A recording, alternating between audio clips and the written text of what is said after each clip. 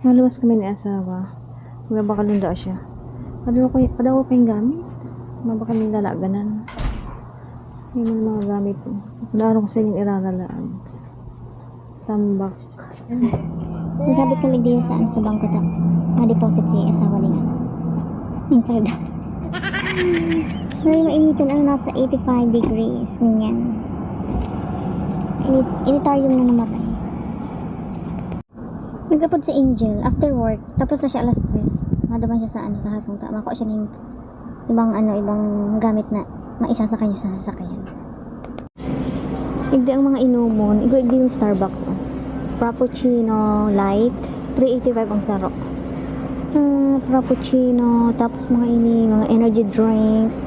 Dunkin' iced coffee. Mahal man kaya 285. Iniyo. Pero mas barato yung kumabaka ka sa ano.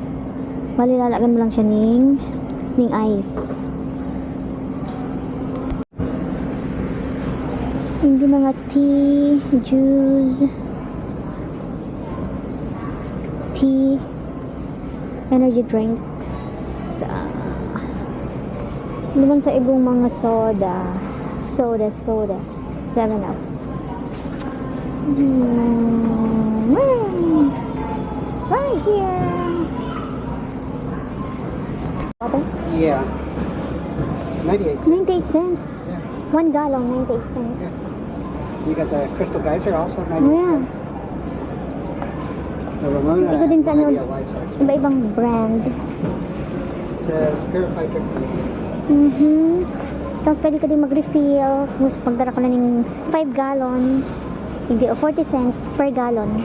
40 cents per gallon. Diyan ka lang ma-refill. Yeah, you got Water that. station, yeah.